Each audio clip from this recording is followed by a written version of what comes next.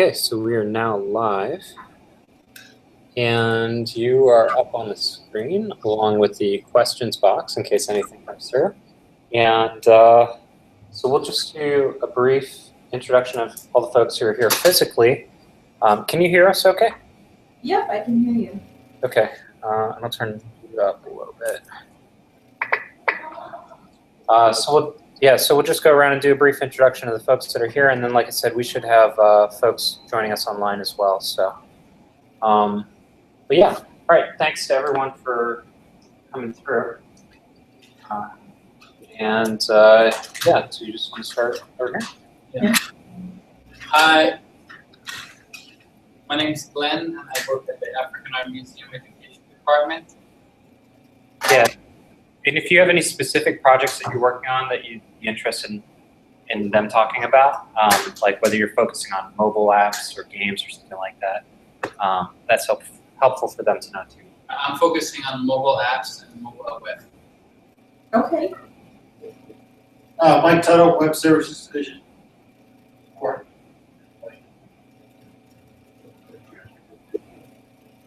Tess Porter, I'm an intern at the Center for Learning and Digital Access.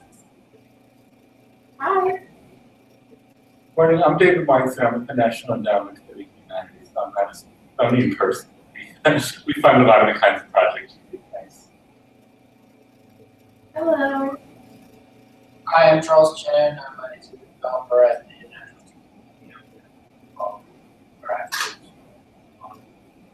Team. Very cool.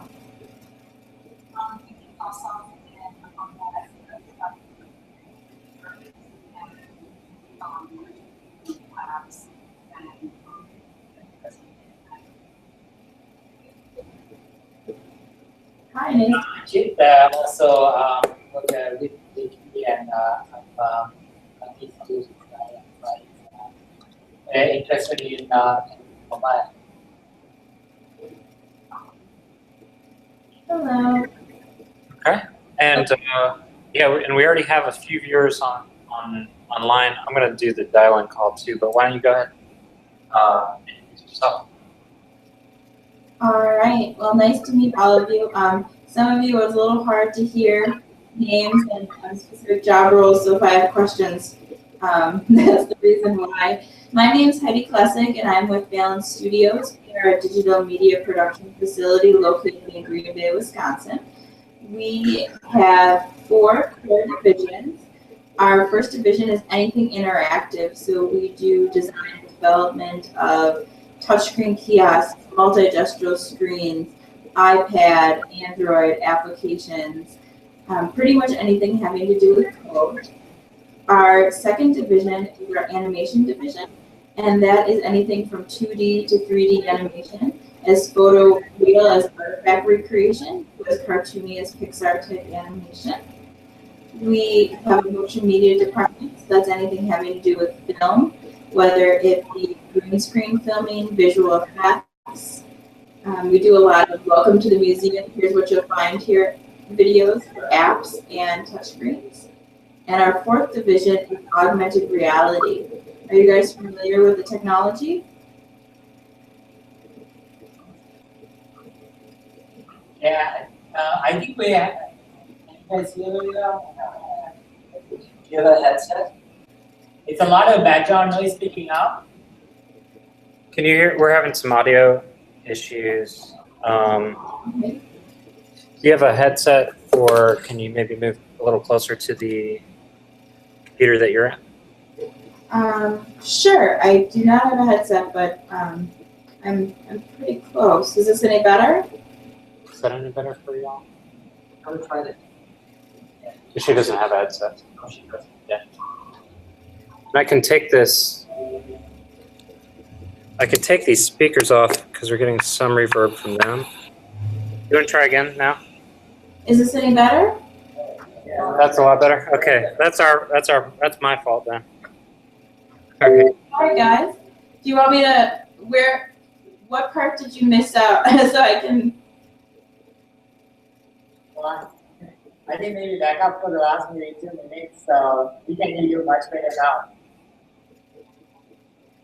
It's very hard to hear you guys. Sorry, go ahead and why don't you probably rewind about 3 minutes. Okay. So I'm Heidi Klesick. I'm from Balance Studios. We are a digital media production facility located in Green Bay, Wisconsin.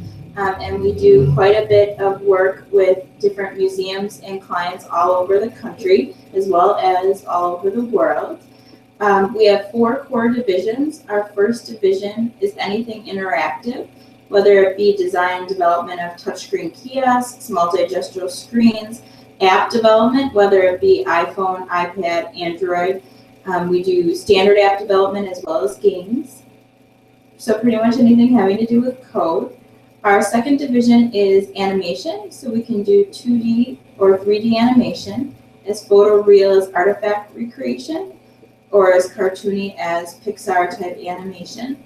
For a lot of museums, we do artifact recreation for interactives or mobile apps, so if visitors can interact with them. Our third division is our motion media, so anything having to do with film. We do a lot of green screen filming, as well as visual effects.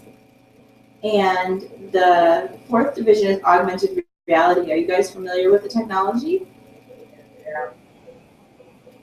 Great. Well, what we focus on in augmented reality is mobile development, whether on a tablet or a phone, as well as camera and screen experiences where the visitor is immersed.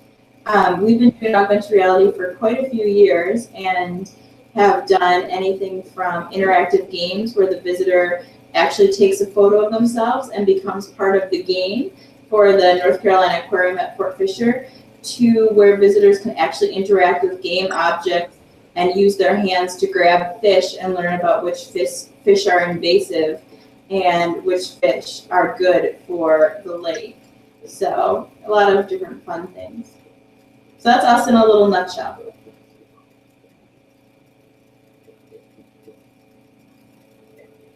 Okay, great. So, and I don't know if you heard the folks that we have here, but we have people from the African Art Museum, people from Natural History, people from Science Education Center, people from our Traveling Exhibit Service, people from our art lab. So a whole wide range of interests.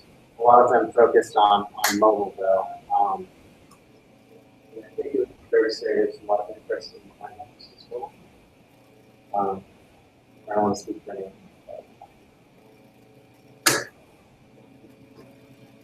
So I can share my screen and show you guys some experiences that we've done for mobile apps, both using standard applications as well as augmented reality. Does that sound like a good plan?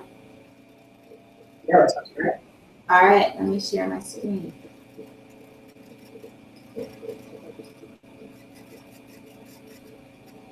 All right.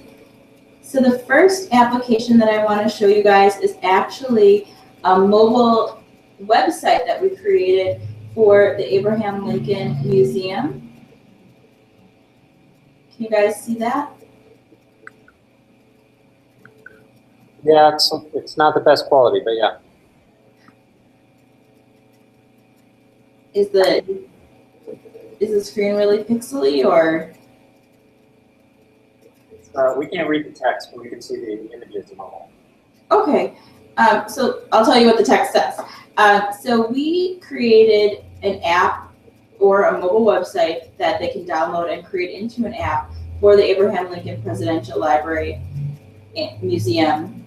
And their goal was to create an experience that visitors could learn about additional content, as well as take a scavenger hunt throughout the museum.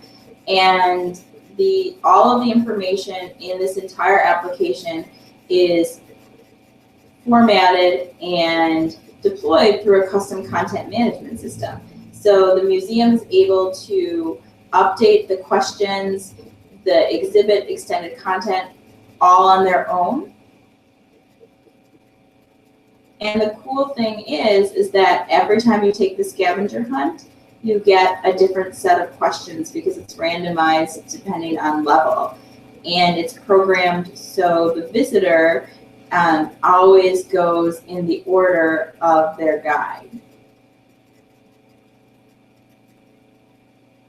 Can you guys see that or no?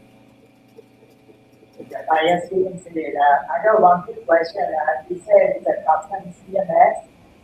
Do you have a standard API for the CMS, or is it just also like? James, could you repeat the question? I only heard part of it. Sure. Yeah, I think that he was asking if you have a standard CMS or if you have a custom build that you typically use, and if you have an API. We normally use a custom CMS. It's built actually in .NET 4.0. And the reason why we do a custom CMS is because it allows our designers to have much more flexibility, as well as the end users to gain additional functionality. So we're not forced to design an image gallery or, you know, just as an example, in a specific way.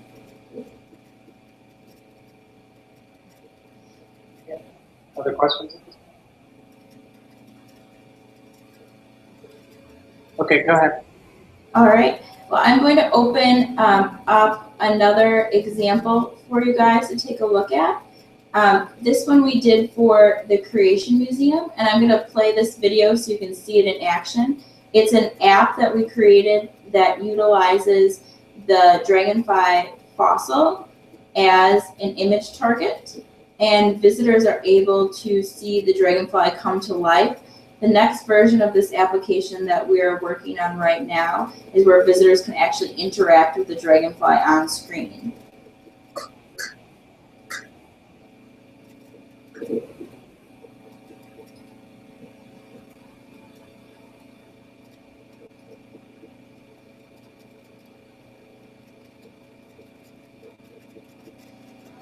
This is an augmented reality experience made for the Creation Museum's permanent exhibit called the Insectorium. What this is meant to do is to demonstrate the size of a prehistoric dragonfly as compared to the current human. So what we're seeing happen here is the dragonfly breaking out of the years of fossilization in photoreal 3D. This is based on the SLAM mapping technology, where the augmented reality experience is based on the actual fossil itself. We're able to move in to get as much detail as we would like to see. We can move out. We can move all around. So that is the experience. I can show you guys some of the design elements a little bit closer in some of these images. An example of an augmented reality app that utilizes the actual fossil itself as an object.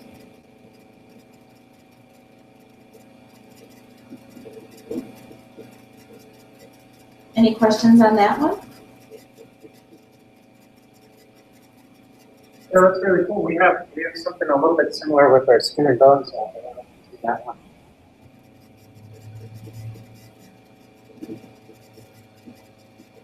I'm sorry, I only heard part of that. That's really cool. We have something a little bit similar with our Skin and Bones app at the Natural History Museum. I don't know if you've seen that one. Yeah, I did. That's why I thought you guys would find that one interesting. Yeah, I have a good question on the AR piece. So what's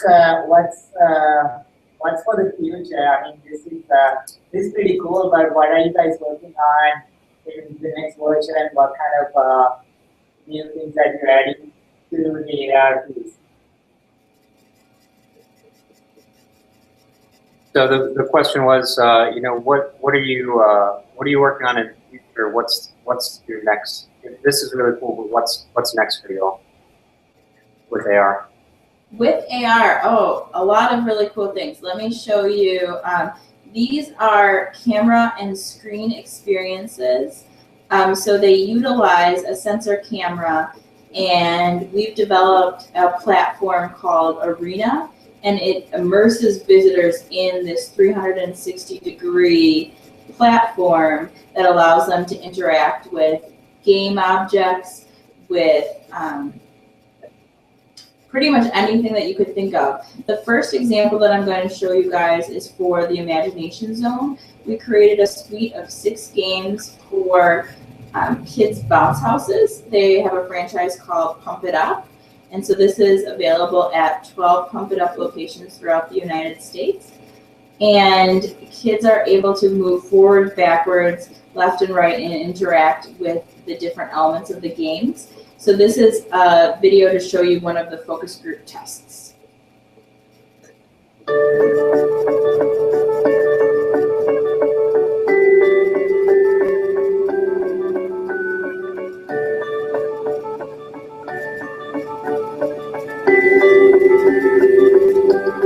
So if you guys were at a bouncy house, like Sir Bounce Left or Pump It Up, That's not fun. would you want to play this imagination?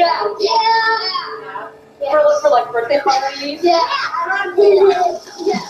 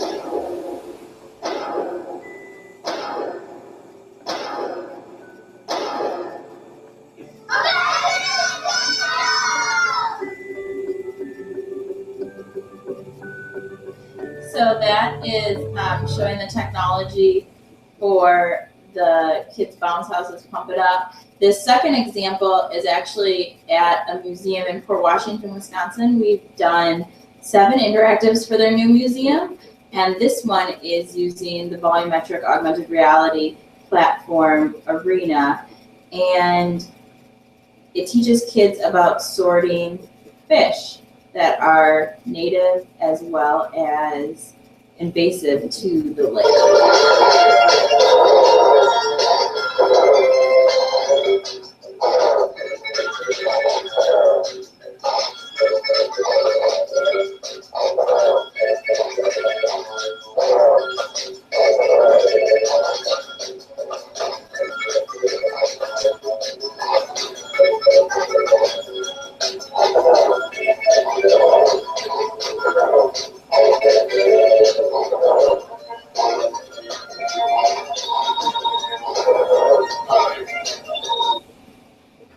Is that a Connect on top or It is a Connect 2 camera, however, we built our own custom platform that we utilize, so it's not using the Connect SDK. okay? We're just using the sensor in it, actually. So those are 2 examples of things that we recently deployed using augmented reality. The one that I had told you guys about for the North Carolina Aquarium, I'm just gonna let this one play in the back and in the background so you guys can watch it. But this one is a news piece that one of their local news stations did about the exhibit. But the cool thing is when visitors come in, and you can see the exhibit right behind her, they take their photo and they actually utilize a monitor that changes, and the monitor has a different image for each level, and each level allows the visitor to learn more about the right whale in that specific unit.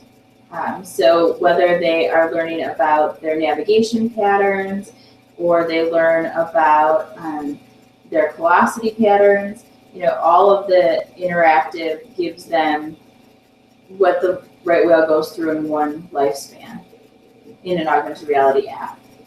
So it's a lot of fun. Do you have any challenges building that one? Not necessarily challenges. We built it several years ago when augmented reality was just gaining momentum. And so this was the first app that actually utilized an avatar in the application itself, as well as changing image targets in one game. So it presented a unique situation because the visitors are able to put in obviously their face to take their photo, and at the end of the experience they're able to put in their email address and mail out a photo of themselves with the whales that they saved throughout the application. So it was a little unique because we needed to create different image targets for each level, but keep them similar enough that they fit in the same exhibit, but different enough that they would allow for a great track. So I think that was probably the biggest challenge. Okay. Any questions on those? Here's some images too to show you guys.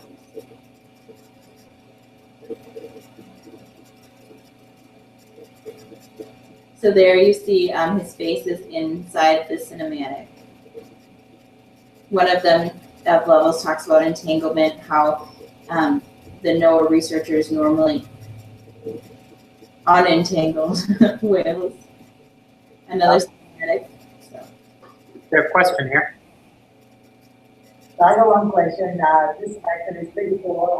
So I was kind of wondering if you, how much of it can you use. So let's say if you have another project, another AR project that, maybe a little bit similar to this, if you use some of the code, how you, or you had to start from scratch. So the question was, how much of your code is reusable for these AR experiences? You have to start from scratch each time? Since each experience is so unique, they're created from scratch per exhibit. If for some reason you wanted to have several experiences, we could do a base app and have several experiences come out of the same application, which we've done for other folks. So that's an option, so that base application programming can be utilized across the board, and then each new experience would be a separate image target. We can definitely do that. But in terms of reusing assets from one client to the next, everything is so customized that it's really hard to say, let's pluck out this piece and put it into another app. Okay, great. So those are some fun things that we've been doing in augmented reality. Any questions on augmented reality in general or anything else that we've done? Or we can go back to some other mobile things. It's completely up to you guys.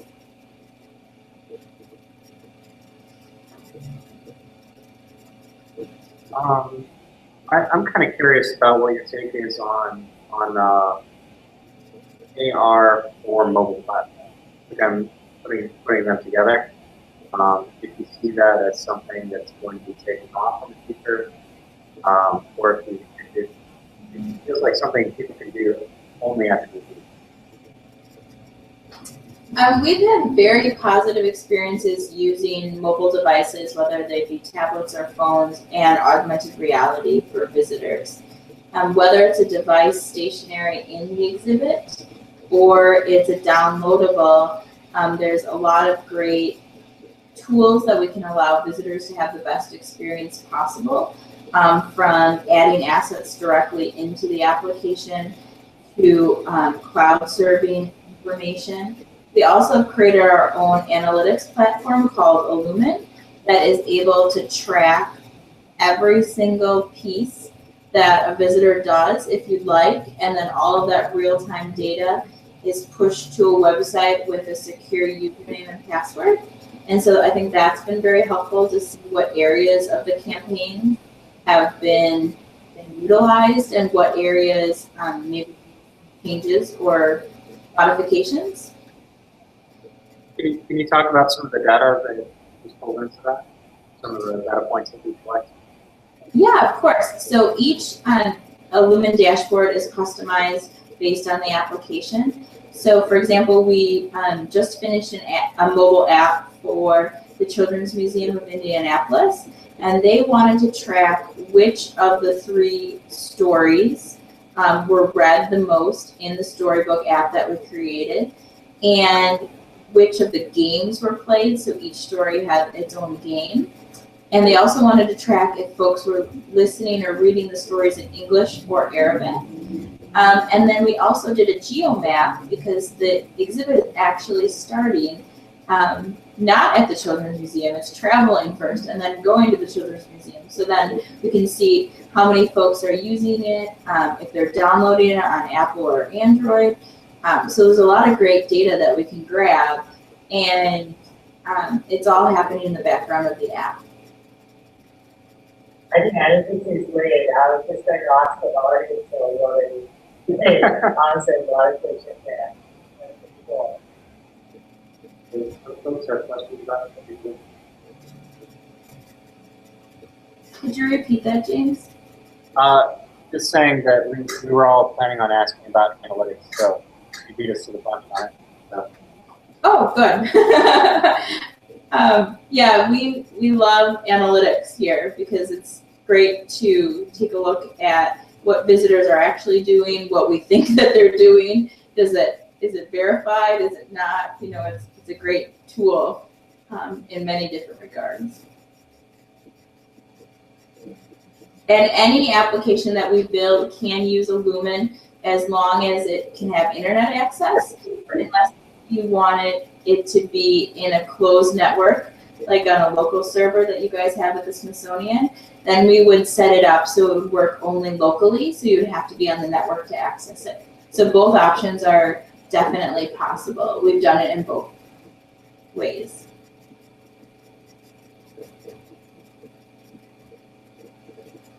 Okay, did you want to show some of the other mobile applications you mentioned? Yeah, let me just jump over here.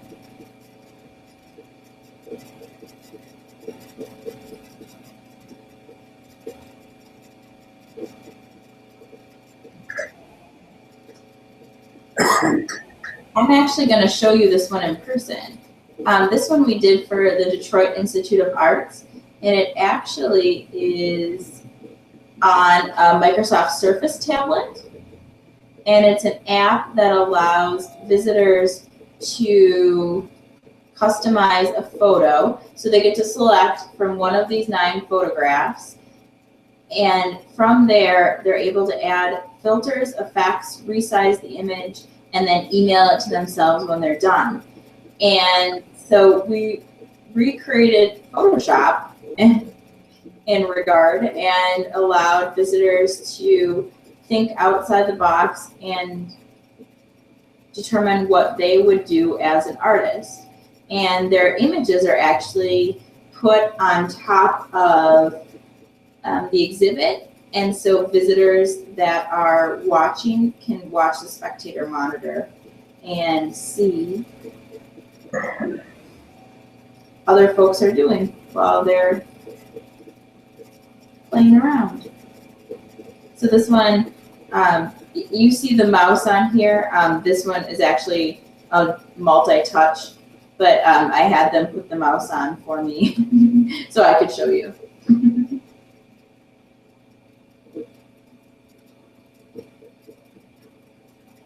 So this is a Windows Surface application that we created. So you said that it interfaces with an in-gallery device and displays user creations as they're creating it? Yeah, the device, the Surface tablet is actually hooked up to a second monitor, and the second monitor, it only displays this central part, so it shows the modifications that the visitor is making on the Surface tablet, while to the larger group. It's for a mobile tour called DIA Away, and so it goes to different elementary and middle schools in Detroit, and encourages kids to think outside the box and about what art is and what art can be. So that was one of the goals of the exhibit. Did they come to you asking about using a surface, or was that y'all's vision? They had asked us to develop it on the Surface. That was one of the requests from MRA, the company that hired us to do the interactive.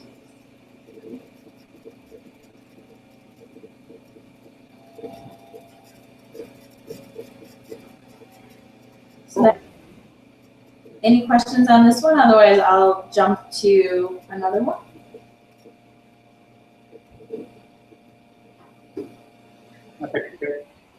All right.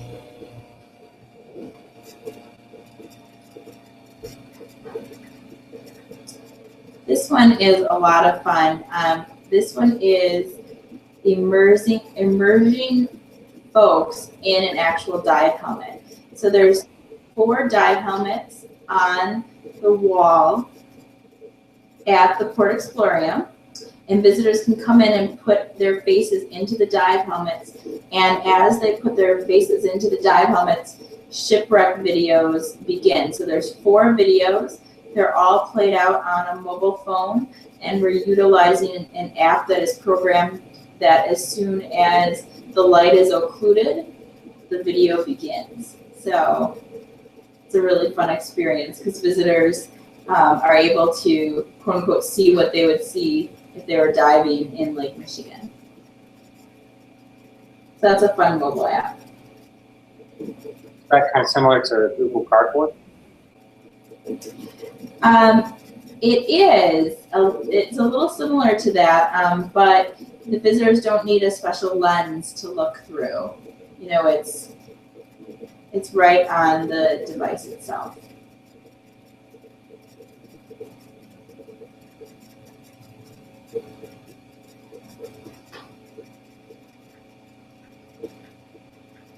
So, just looking to see if there's any other one that I wanted to call out.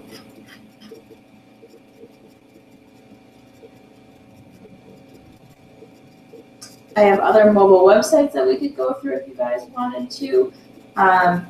There's the application for the Children's Museum of Indianapolis is a great example. I just am not able to say much about it at this point because they haven't rolled it out yet. You know, one of the interesting things we had folks in here a couple months ago from a commercial perspective. So they came in with branding experience from like entertainment companies. Whereas I know your company is focused a lot on cultural institutions. So I don't know if you could speak a little bit about kind of your experience with that and how it's different from for cultural institutions. Sure. You cut out for part of it, so can you repeat? I heard the marketing part and the commercial, and then it kind of went away. Yeah, we had somebody in here before who focused very much on the entertainment sector, and I know that you all focus a lot on cultural institutions and educational institutions. I just wanted to talk about how that kind of informs your process. Yeah, of course. So, like James said, we really focus on the user experience and the educational aspect of what the interactive is going to tell the visitor and what type of goals and objectives the overall exhibit is going to have and how the interactive is going to play into those goals. So our main focus is really telling the story and extending the story in a way that visitors will have a clear takeaway on what the museum would like them to learn. So things, while it might be fun to do the flashiest, coolest application ever, if it doesn't meet the goals and objectives of the exhibit and the educational goals of what the visitor is supposed to learn, then our team always seems to provide some pushback and say, we really need to focus on what we want the visitor to learn, what do we want them to take away, and how can we creatively tell that story in the way that allows technology to take a back seat and really have the user experience come forward. So if you guys said to us, we want to create the coolest, most wonderfulest AR application, you know, we'd totally be on board, but we need to make sure that it fits with your goals and objectives and the reason why we're doing it, opposed to it just being really cool.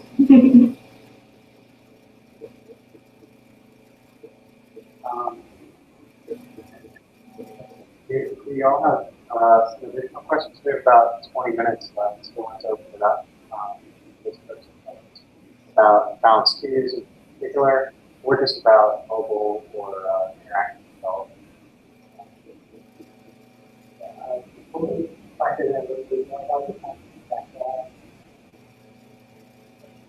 Yeah, can you tell us a little bit more about your company's background, like how long you've been around and what kind of got you into this? Yeah, of course. We've been around since 2001, and we have 2 locations. We have our corporate location in Green Bay, Wisconsin. Then we have a secondary location that has some developers and animators in Pittsburgh. And the background of our folks here have been in the media industry for some over 30 years, and most of them over 10 years. So we have a pretty good crew here that has been focused in media for quite a long time.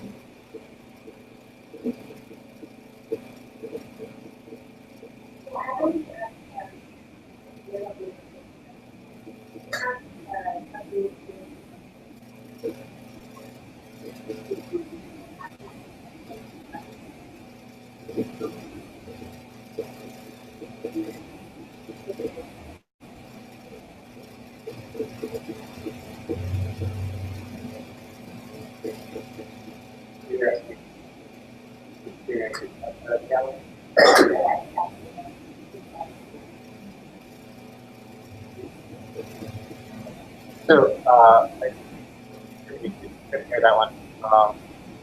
But for experiences that you created in Gallery, have you also created experiences to go along with that? That the experience to go home after? Yeah, we have. Most of the mobile tours that we've done, they have takeaways that the visitor can enter their email address, and then they get emailed additional information and if they've created something. And when they go to that landing page, that's another ability to add additional content or takeaways that the visitor can download or additional content if we needed to. So, yeah, we've done that in the past. Has there been any one of those that has been more successful than others? I think in terms of success rates, the ones where the visitors are actually creating something in exhibit and they get to take it home with them, those have been very successful. We are doing a mobile exhibit for the Les Paul Foundation right now, and 3 of the interactives are shareable. So the visitors are able to create their own Les Paul mix for one of them, and then they're able to create a new sound playing off Les Paul's new sounds that he created. And those 2 experiences, visitors are very, very passionate about the pieces that they've created. So it's a really great tool to share the word of the exhibit, as well as give visitors the ability to share to social networks what they've created while they were there.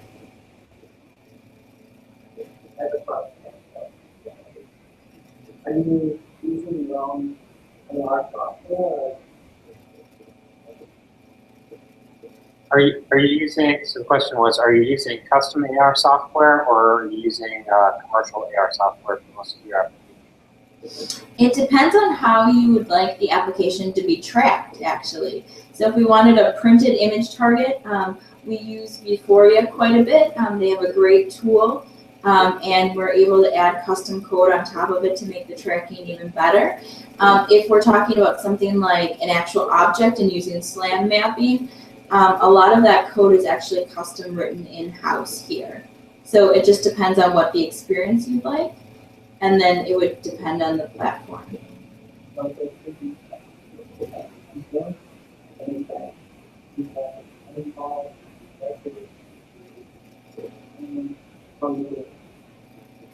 So for 3D tracking, are you using your own code, and how are you tracking that with point cloud, edges, machine learning? The first question was, are we using our own code, and what was the second question?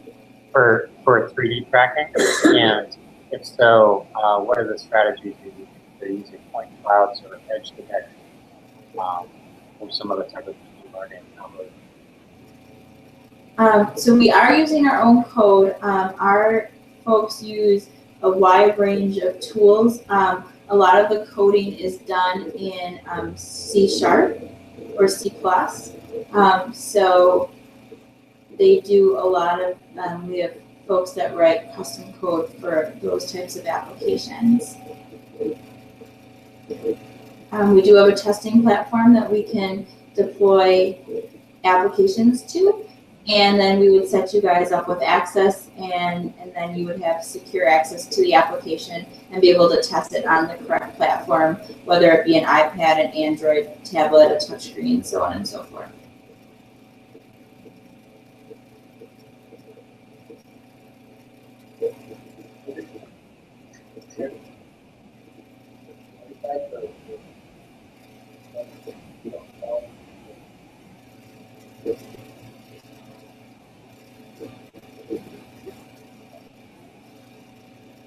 Can you share any interesting insights from your mobile application as far as user use,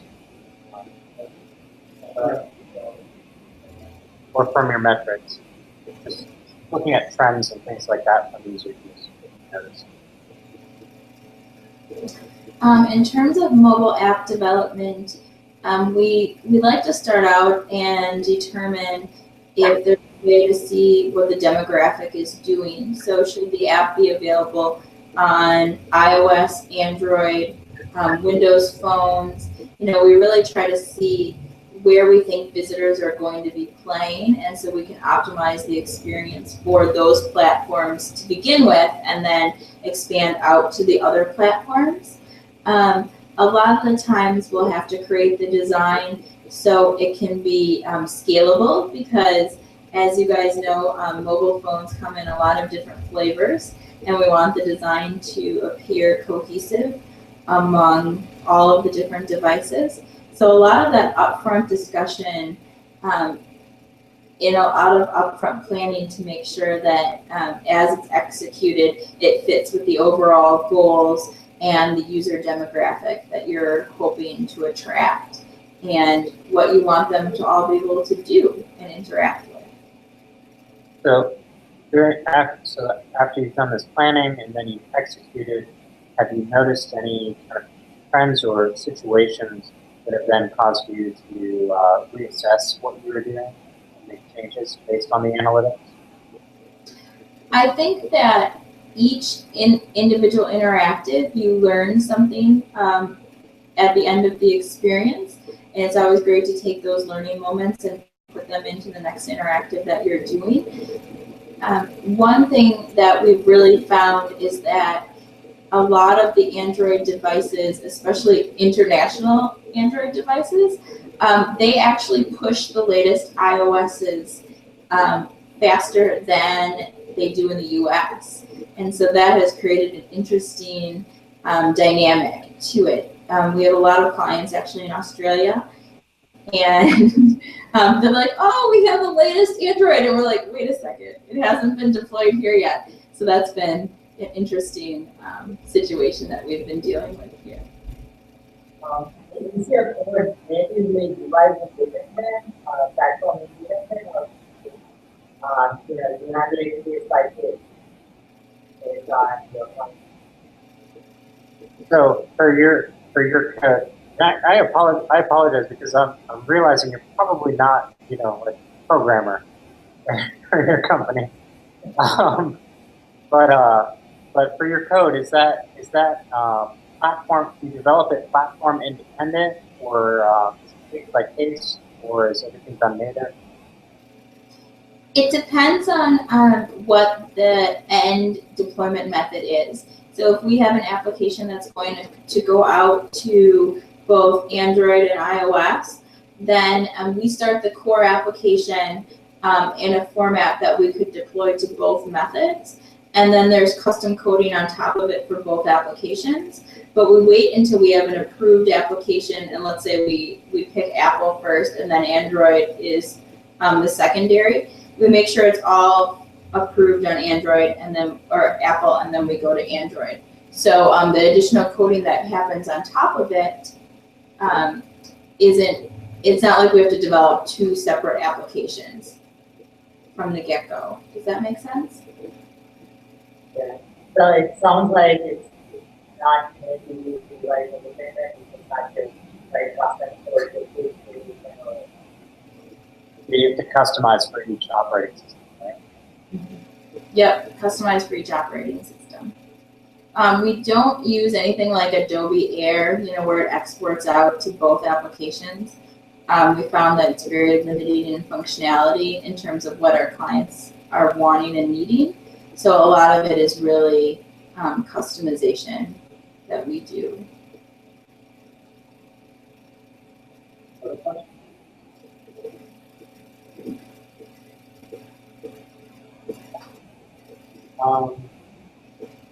I'll leave the feed running. We have about 10 minutes left, and if anyone else has additional questions, maybe they can come up and just talk to it on the laptop. But thanks so much for joining us today. Oh, thank you very much for having me. It was nice to meet all of you. Yeah, and I think we talked about this before, but if you can send me an email after with like the contact information and maybe that website full of sample work, then we can send that out over the mailing list so that everybody has that contact. Yeah, I can definitely do that. Not a problem. Okay, great. All right, so thanks everybody. And like I said, if you want to come up and have specific questions, feel free.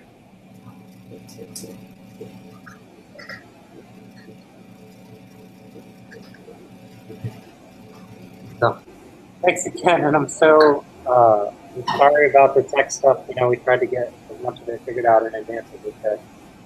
So. No worries. It was just a little hard to hear. That was the only bad thing.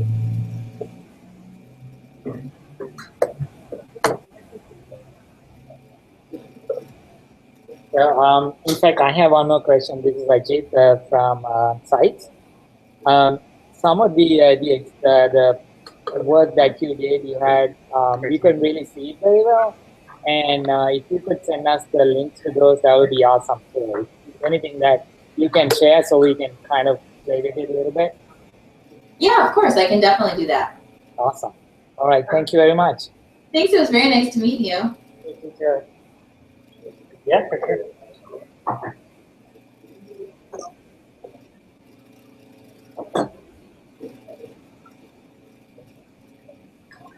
Yeah, for sure. Thank you. All right, so we're going to go ahead and end the feed here, take you off the air, and like I said, just follow up with that information whenever you get a chance. Sounds good. Thanks, James. Thank you. Bye.